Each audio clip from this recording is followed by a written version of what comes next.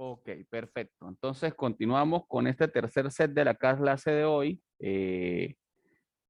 Habíamos quedado entonces revisando, ya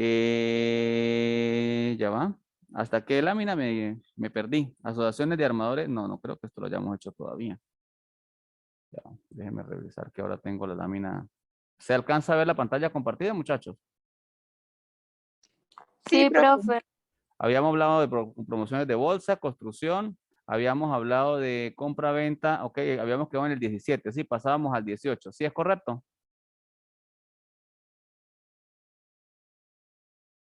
¿Descansaron? Es que las clases muy seguidas son pues tediosas, pero bueno, ahí tuvimos un break ahí pequeñito, aunque sea para tomar café. Continuamos entonces con el número 18.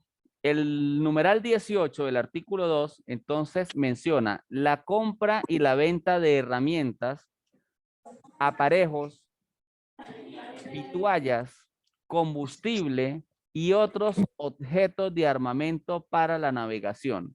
En cualquiera de los casos sigue haciendo referencia entonces a todo ese tipo de naves o ese tipo de equipos de navegación que también formarían parte de la actividad comercial de forma inequívoca. Eso quiere decir que ellos para ese momento de 1955 lo que estaban haciendo era definiendo de una u otra manera. ¿Alguien me dice algo?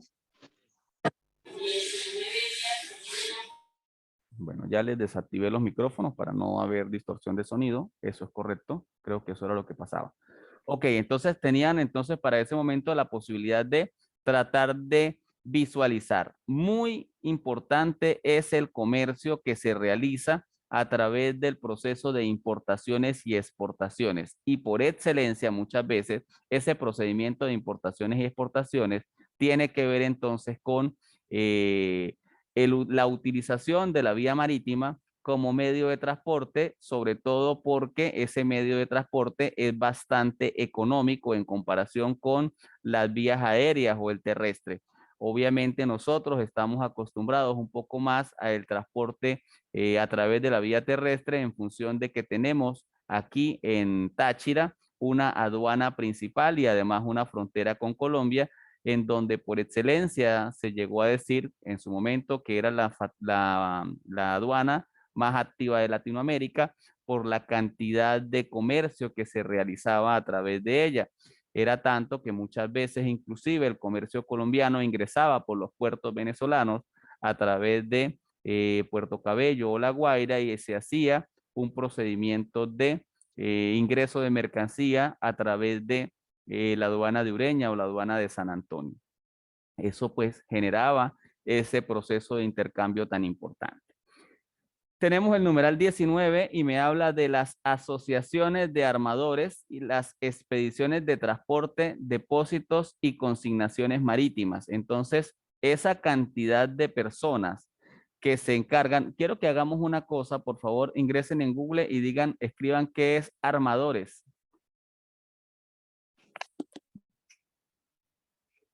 Vamos a buscarlo.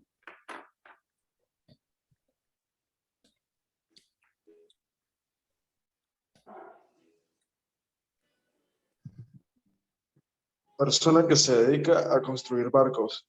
Ok, entonces esas personas obviamente aquí en San Cristóbal, perdón, son algo que prácticamente es un mercado no visto. Si usted se va de repente a esos lugares donde hay puertos, pudieran tener, no a lo mejor el que los construye, pero por lo menos quien los repare, así como conseguimos mecánicos para nuestros autos acá, tenemos esa serie de personas y esa serie de personas tienen la posibilidad de asociarse, crear lo que nosotros conocemos como cámaras de comercio, en el caso de que fueran empresas de compra y venta de algún tipo de artículo y en este momento entonces estamos refiriéndonos a personas que se dedican a la construcción de naves o equipos de navegación. Entonces todas esas personas catalogadas como comerciantes que estén asociadas también entonces van a tener inequívocamente ese propósito comercial conforme al numeral 19 del artículo 2.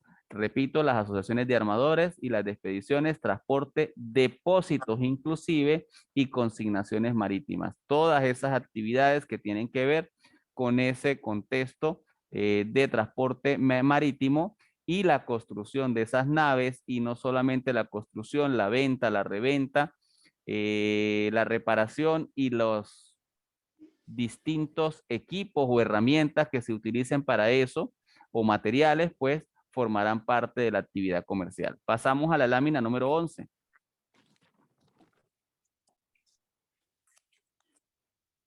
Wow, ¿qué pasa con esto? Se queda como pegado. Ok, lámina número 11. ¿Ven la lámina número 11? Pregunto. Sí, profe. Sí, ok, Profe. no, porque es que como a Sí, veces se profe. distorsiona, Sí, profe. pregunto. Bien, Sí, entonces, el numeral 20 del artículo 2 dice, los fletamientos, ¿sí? Préstamos a la gruesa, los seguros y demás contratos concernientes al comercio marítimo y a la navegación. ¿Qué será un fletamiento? ¿Qué creen ustedes que es eso?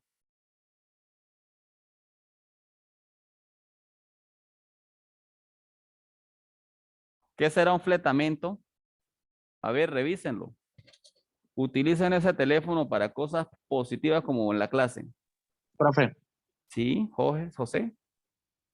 fletamento. El transporte marítimo en régimen de fletamento se basa en la contratación de buques entre cargadores que necesitan transportar grandes volúmenes de mercancía y navieros que disponen de buques apropiados para esa carga.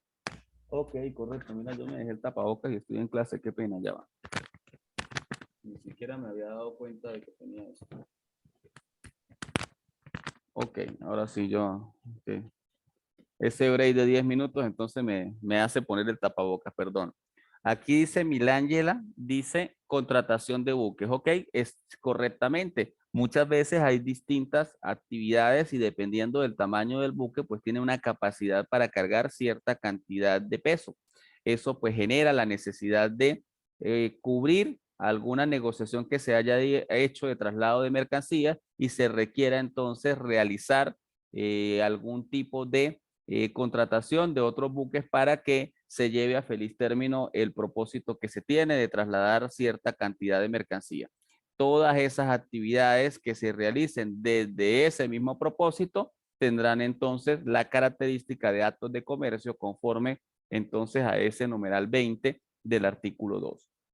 Pasamos entonces al numeral 21. Dice, los hechos que producen obligaciones en los casos de averías, en los casos de naufragios y en los casos de salvamento. Mire cómo entonces vamos siguiendo generando esta serie de actividades, llamémoslo así, desde el contexto de el propósito mercantil. Ojo, aquí entonces vemos que pudiera darse el caso que cualquier embarcación de ese tipo esté sujeta a que se realice de alguna manera un procedimiento de avería, se dañe ese buque, estando si está en el muelle, pues no pasa mucho, de repente pues es más fácil de rescatar, pero si no está en el muelle, si está ese buque dentro de, pues puede ser un río como el Orinoco, puede ser el mismo mar, en fin, en cualquiera de los casos, llegase a una situación como un naufragio o llegase a una situación donde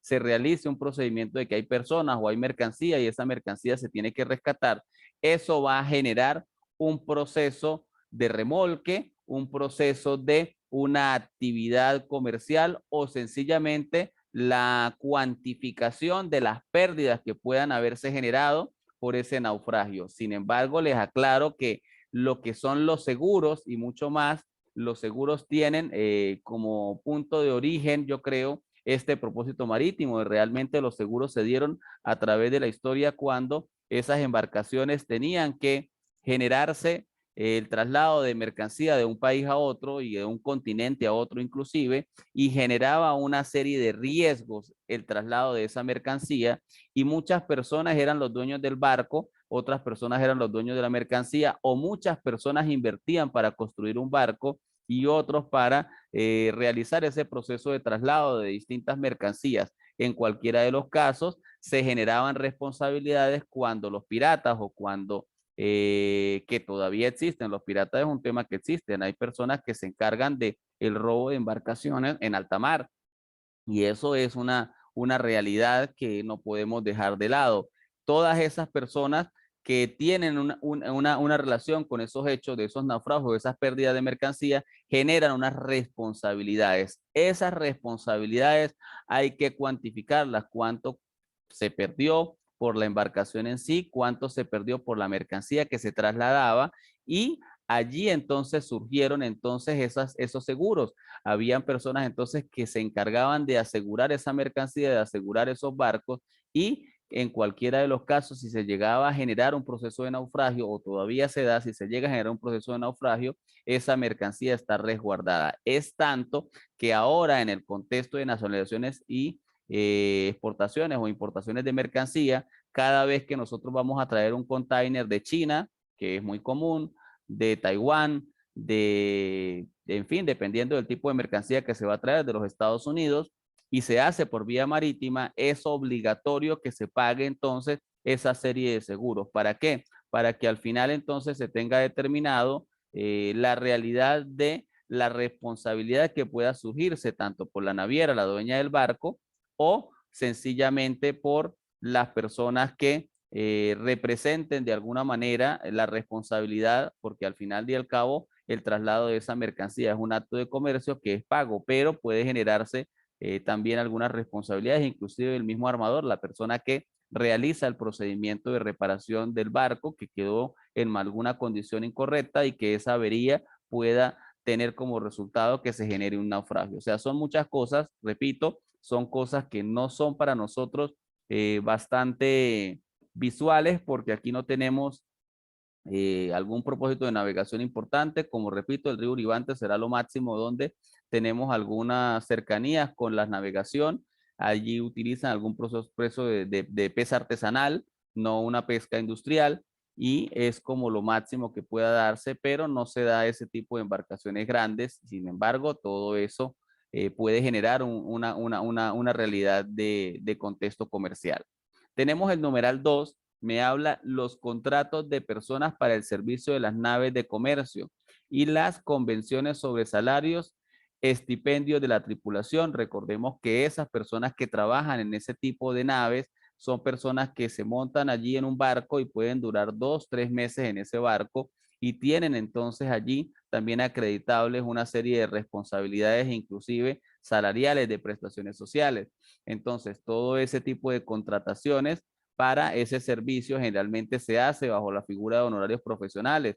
Se contrata para llevar vamos a hablar de un crucero, por ejemplo, de Miami a, qué sé yo, Emiratos Árabes, por allí, un lugar por allá ese traslado que pueda generarse de ese barco, de esa embarcación, genera una contratación de ese personal o de esa tripulación por un tiempo determinado, por una remuneración determinada, y al final del término de ese contrato se acaba la relación contractual. No es igual entonces contratar a una persona en una empresa que hay una continuidad, o de cierta manera, en este caso, hay muchas cosas que tienen que verse.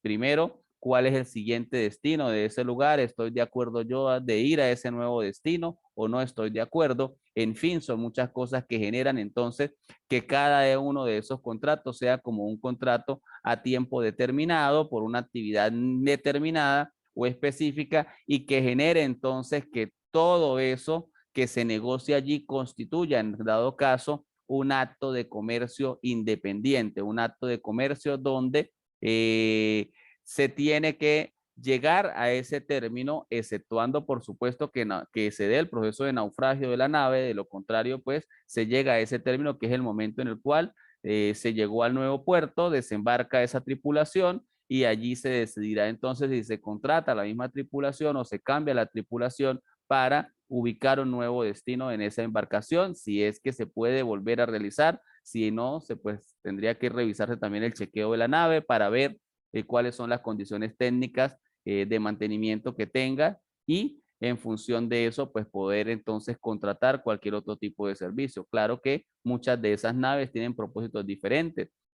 Hay naves que tienen único propósito, por ejemplo, el traslado de petróleo, y está hecho esa embarcación para ese tipo de embarcación. Hay otras que sí se encargan de traer cualquier tipo de containers, entonces su estructura es totalmente diferente, y hay naves que tienen que ver con el propósito recreativo. En cualquiera de los casos, bueno, a veces es recreativo y también es comercial, porque a veces esas naves trasladan no solamente personas, me refiero a los cruceros, sino que también trasladan algún tipo de encomiendas o algún tipo de mercancías de un lugar a otro, dependiendo de la frecuencia con que se contraten ese tipo de actividades.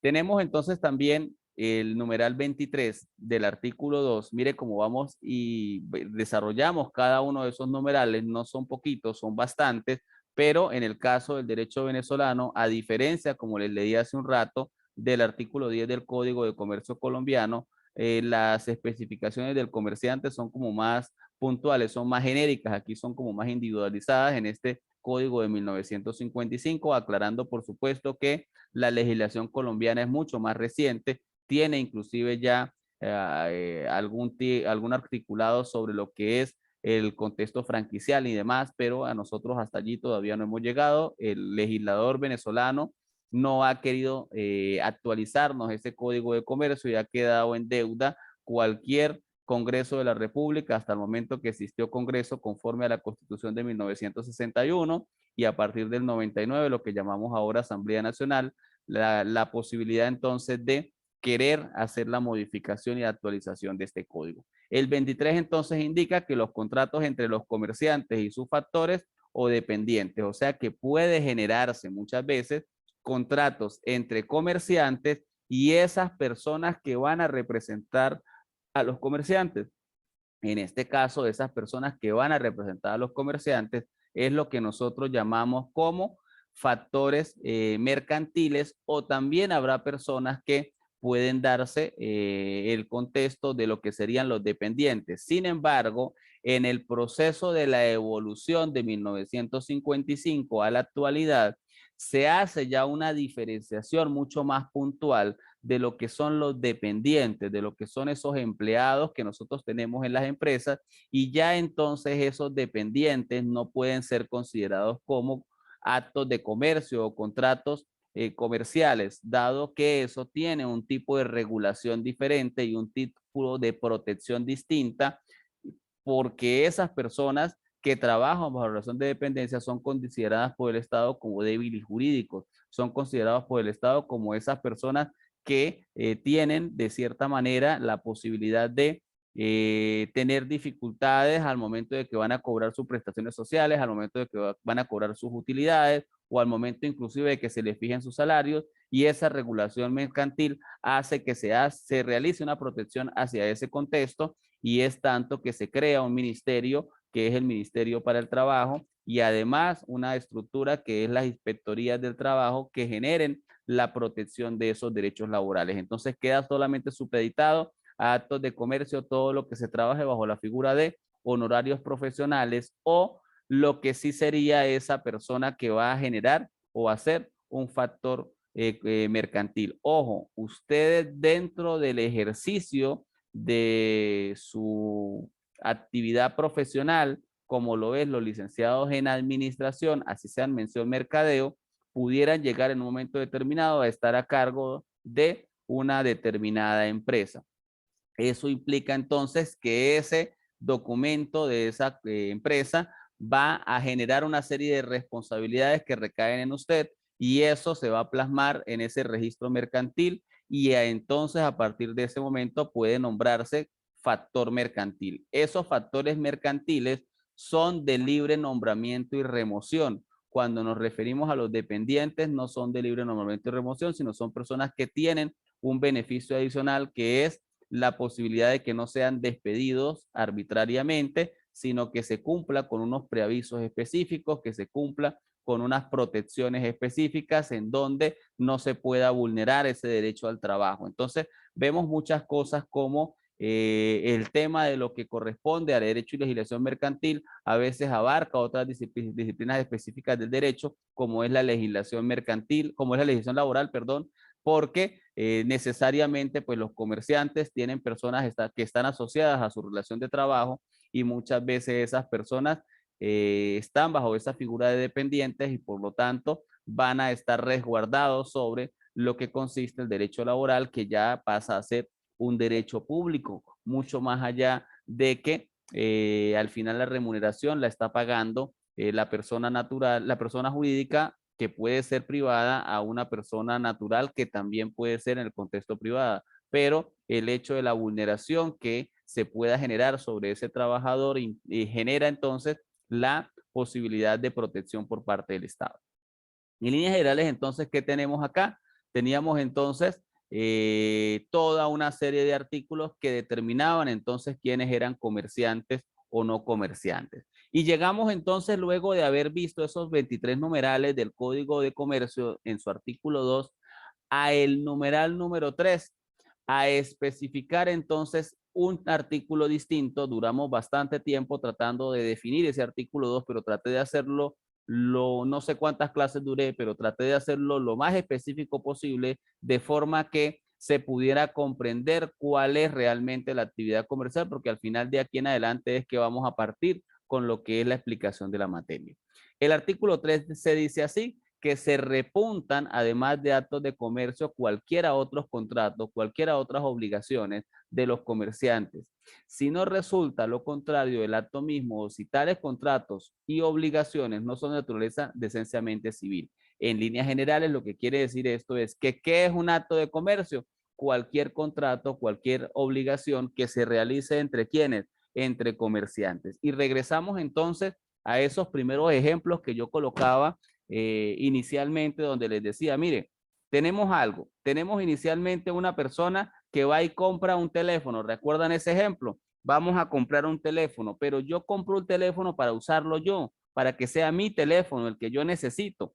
Yo no voy a comprar el teléfono para venderle el teléfono a ninguno de ustedes. Yo voy a comprar ese teléfono para mí. Entonces, muchas veces esa persona va a un lugar o a un establecimiento que se dedica a vender a teléfonos. Ahí entonces volvemos al punto donde esa persona que vende teléfonos es un comerciante, y esa persona que no vende teléfonos, que soy yo, soy una persona en el contexto civil que requiere, en este caso, un solo teléfono para mí, para mi consumo.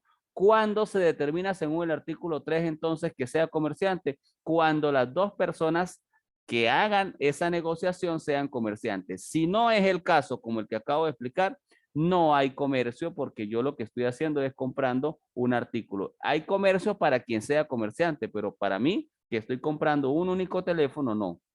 Ahora, si estamos hablando de que yo soy el vendedor al mayor de teléfonos y se los vendo a ese establecimiento comercial, ahí sí hay entonces un contexto de comerciantes. ¿Por qué? Porque ambos sujetos son comerciantes, independientemente de que uno pueda ser una persona natural y una jurídica, o que las dos personas sean naturales o que las dos personas sean jurídicas, porque no tiene que ver con el tipo de persona tampoco. Hay personas naturales que venden teléfonos al mayor y hay personas naturales que venden teléfonos al de tal, y ese es su propósito individual.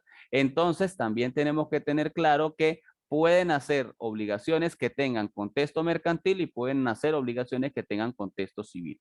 ¿Queda claro ese artículo 3? Hola. Sí, profe. ¿Sí? Bien. Sí, profe. Exacto. Entonces, sí me interesa eso para que haya ese razonamiento que tenemos entonces sobre este tema. Bien, pasamos entonces a la lámina. Y vamos al artículo 4, eso es correcto, y dice Código Orgánico, perdón, Código de Comercio Venezolano, artículo 4, y dice el artículo 4 que los simples trabajos manuales, y aquí vamos con la pregunta que me hacían unas láminas atrás, ¿quiénes no son comerciantes? Ojo, entonces vamos a esas personas que no son comerciantes. Miren lo que dice acá, el artículo 4 los define, dice, los simples trabajos manuales de los artesanos, de los obreros ejecutados individualmente, ya sea por cuenta propia o en servicio de algunas empresas o establecimientos enumerados en el artículo 2, no constituyen actos de comercio. Les pregunto y vuelvan y lean el artículo 4. ¿Quiénes entonces no serían comerciantes?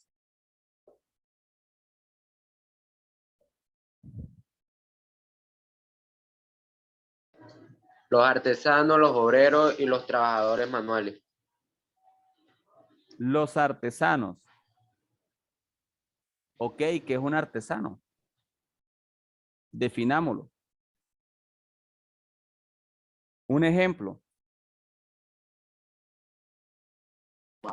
Profe, una persona que Profe. realiza trabajo con arcilla, con barro. Ok, nos vamos entonces a los alfareros y serán los únicos artesanos.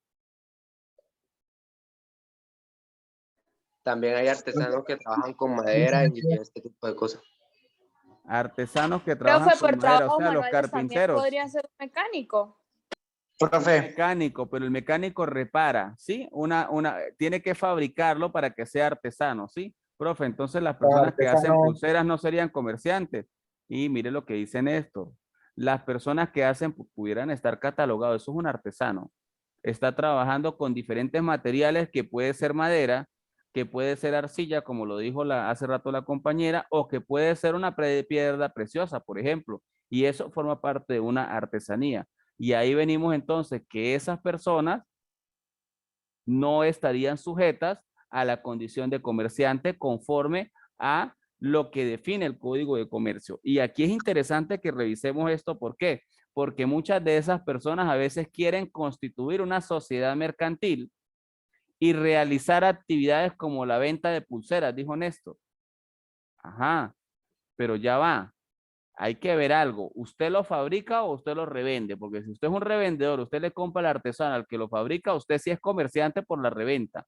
Pero si usted es el que lo fabrica, usted es artesano. Entonces es muy probable que ese artesano no sea comerciante, se vaya y se rija dentro del derecho civil y eso no significa, y lo he aclarado durante toda la clase, eso no significa que usted no esté obligado al pago de tributos.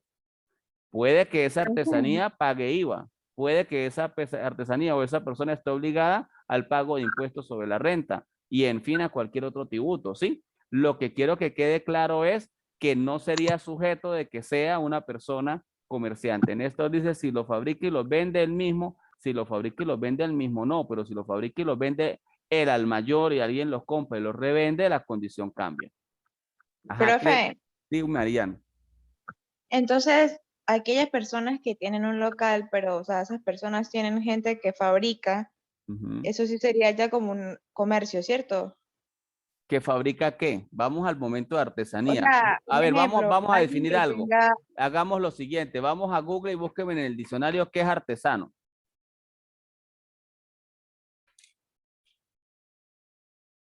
profe, hablo más que todo como o sea, los grandes comercios de pulseras, así como Pandora, que si son de piedras bonitas, pues piedras preciosas. Entonces eso sí contaría porque ellos tienen obviamente gente que les trabaja para ellos, para crear dichas piezas.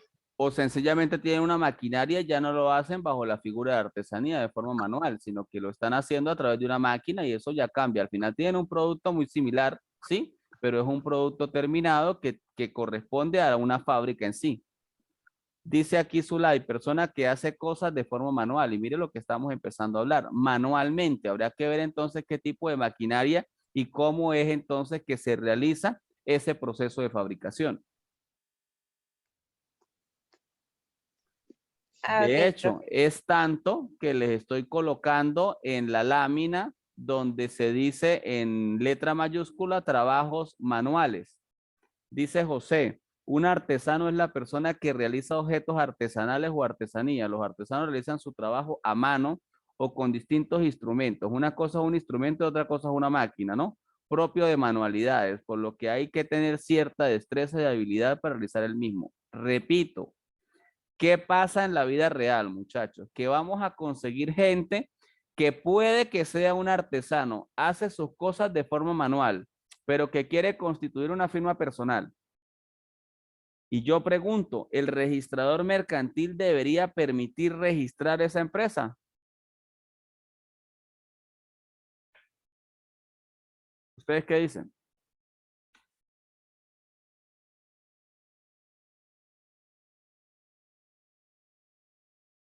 Cuéntenme. Nadie dice nada. Si las empresas tienen que ver con el carácter mercantil, por lo menos las que se registran en el registro mercantil, pues no debería, pues según el artículo 3, no.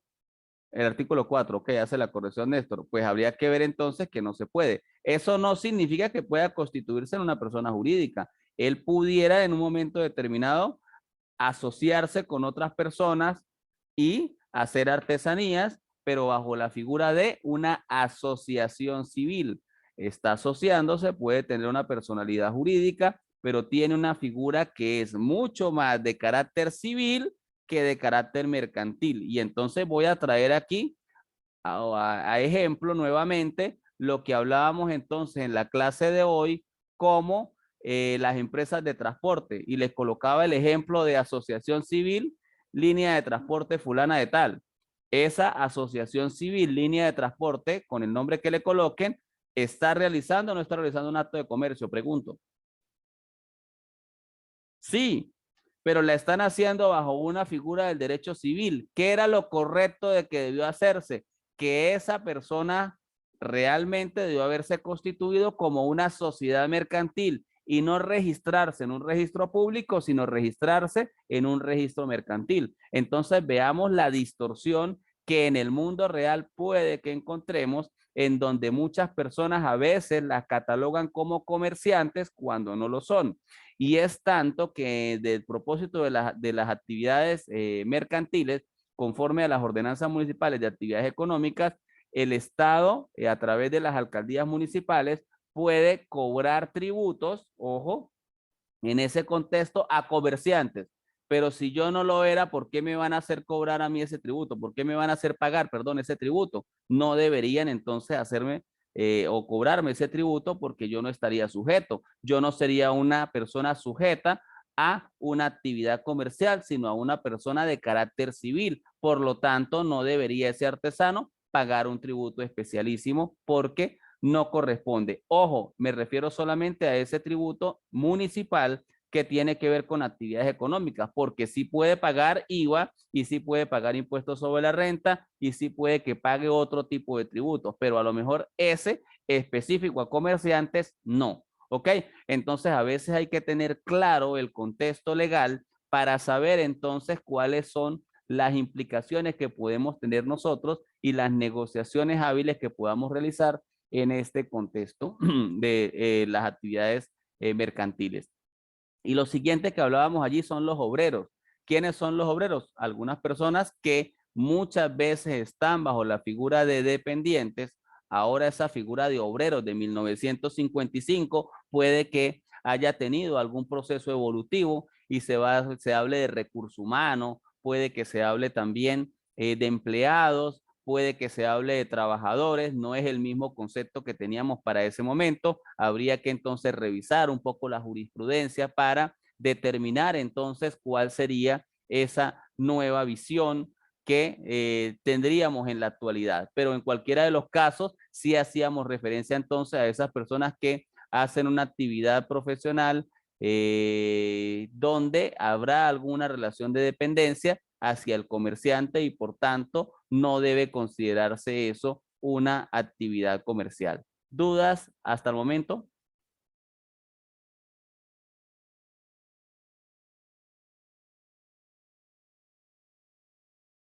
¿No? Bien. ¿Qué sucede? Hasta el día de hoy entonces hemos terminado, si no recuerdo mal, este es el tema Profe, 3. ¿Sí? Dígame, a Marian. tengo una duda.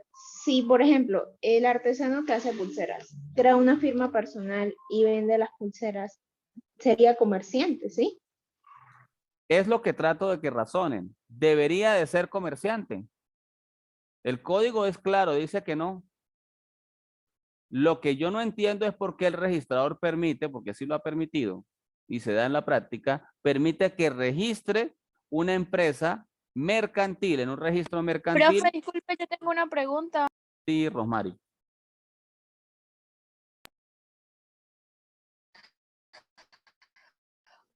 O sea,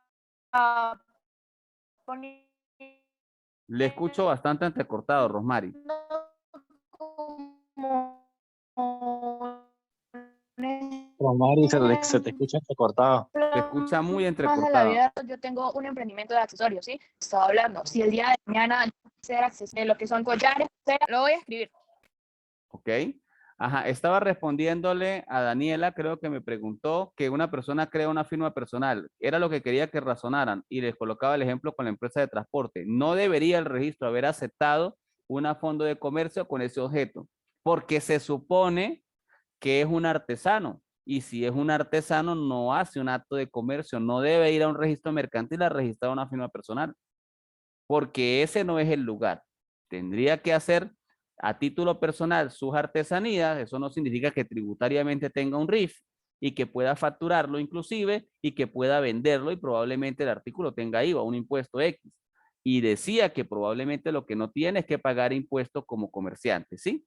Pero eso es parte de las distorsiones de esto. Me dice Rosmary, profe, yo tengo un emprendimiento de hacer accesorios como tal. Como hemos estado hablando, si en un par de años yo quisiera llevar eso a algo más legal, como tener una tienda física o algo así, ¿cómo haría?